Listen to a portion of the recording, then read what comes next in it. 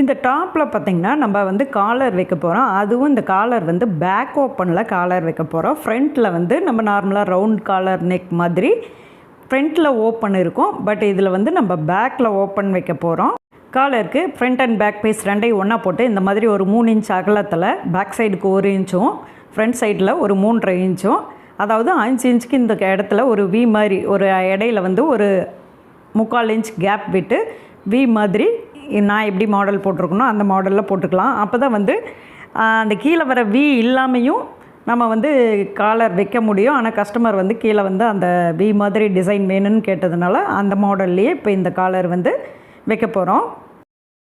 Back சைடில் இந்த மாதிரி ஒரு 2.5 இன்ச் கட் பண்ணியிருக்கேன். ஏன்னா அது வந்து தலை வந்து நம்மளுக்கு உள்ளே போகணும் இல்லையா, அது மாதிரி பேக் சைடில் தான் அது ஓப்பன் இருக்கும். அதனால் அது வந்து கட் பண்ணி எடுத்துட்டேன். இப்போ இந்த நெக்கை தைக்காமல் இந்த பேக் சைடில் ஓப்பன் இருக்குது பார்த்திங்களா, அதை மட்டும் ஸ்டிச் பண்ணிக்கலாம். அதே மாதிரி ஃப்ரண்ட்டில் வி மாதிரி கட் பண்ணியிருந்தேன் இல்லையா, அதை மட்டும் ஸ்டிச் பண்ணிக்கலாம்.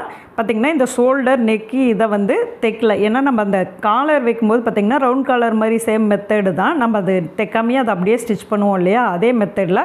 ஆனால் இதுக்கு வந்து பைப்பிங் கொடுக்குற மாதிரியோ அந்த மாதிரி தேவைன்னா நம்ம அப்படி கொடுத்துக்கலாம். ஆனால் நான் ப்ளைனாக தான் அதை வந்து ஸ்டிச் பண்ணி அதை மட்டும் ஸ்டிச் பண்ணிட்டேன்.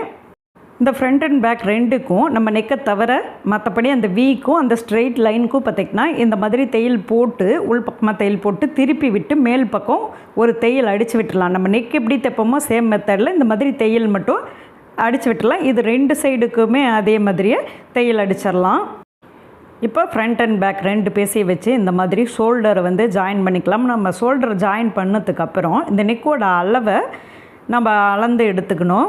நெக்கோட அளவு வி வந்து நம்ம எத்தனை இன்ச் சேர்த்து கட் பண்ணியிருக்கணுமோ அத்தனை இன்ச்சுக்கும் சேர்த்து இந்த வீக்கையும் எடுத்துக்கணும். ஏன்னா அந்த இடத்துல கேப் இல்லாமல் தான் அது வரணும். பேக் சைடு வரைக்கும் அளவு எடுத்துக்கலாம்.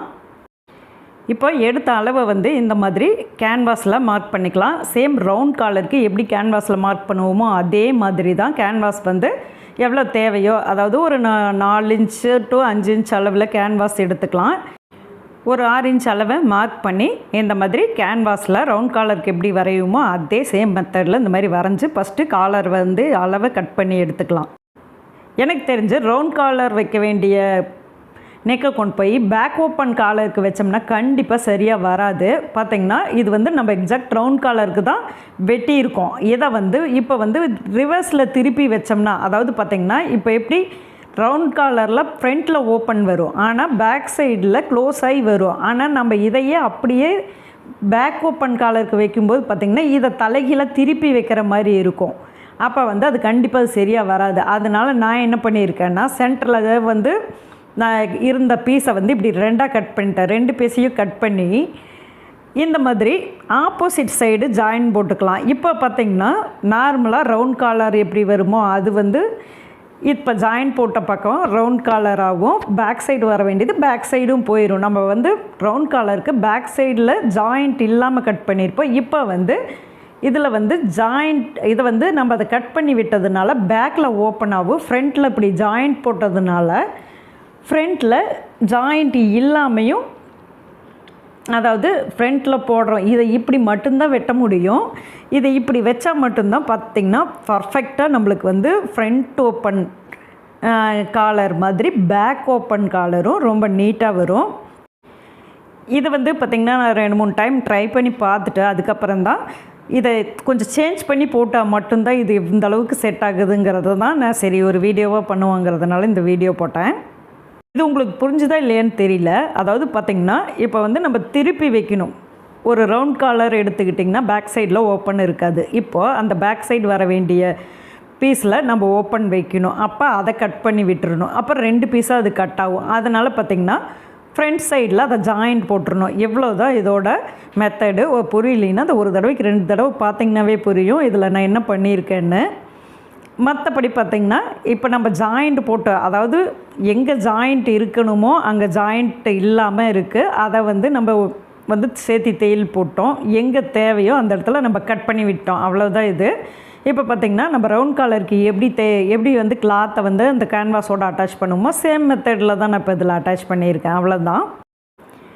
இப்போ வந்து நம்ம காலர் வந்து ரெடி ஆகிடுச்சு. இதை வந்து நம்ம பீஸோடு அட்டாச் பண்ணிடலாம், அதாவது சுடிதார் டாப்போடு அட்டாச் பண்ணிடலாம். ஃபஸ்ட்டு வந்து இந்த மாதிரி உள் பக்கத்தில் ஃபஸ்ட்டு தையல் போட்டுக்கலாம். அதுக்கப்புறம் திருப்பி மேலே ஏற்கனவே நம்ம தையல் போட்டு மடக்கி அடித்து வச்சுருக்கோம். அதை வந்து அப்படியே வச்சு தையல் போடுற மாதிரி தான் இருக்கும். நம்ம ரவுண்ட் காலர் நெக்கில் எப்படி தையல் போடுவோமோ அதே தான். அதில் வந்து ஃப்ரண்ட் பக்கத்துலேருந்து நம்ம ஸ்டார்ட் பண்ணி அடிப்போம். இதை அப்படியெல்லாம் அடிக்க முடியாது. அதாவது ஃப்ரண்ட் பக்கத்துலேருந்து அடிக்கிறது அப்படின்னாலும் அது நம்மளுக்கு ரிஸ்க்காக இருக்கும். அதனால் பார்த்திங்கன்னா பேக் சைடில் நம்ம ஏற்கனவே ஒரு ஓப்பன் விட்டு கட் பண்ணியிருக்கோம். அந்த ஓப்பன்லேருந்து இதை ஸ்டார்ட் பண்ணிட்டு ஃப்ரண்ட் சைடில் ஒரு வி மாதிரி ஏற்கனவே கட் கொடுத்துருக்குறோம் இல்லையா, அந்த இடத்துல வந்து நம்மளுக்கு வந்து கொஞ்சம் கொஞ்சம் அந்த நூல்லாம் இந்த ஒரு பீஸில் வந்து நம்ம சாதாரணமாக சுடிதாரில் அடிக்கும்போது பார்த்திங்கன்னா அது வந்து உள்ளே போயிடும். ஆனால் இதில் வந்து அந்த கேப்பில் அந்த நூல்லாம் வெளியில் வராத அளவுக்கு அதையும் கொஞ்சம் நம்ம மடக்கி அடிக்கிற மாதிரி இருக்கும்.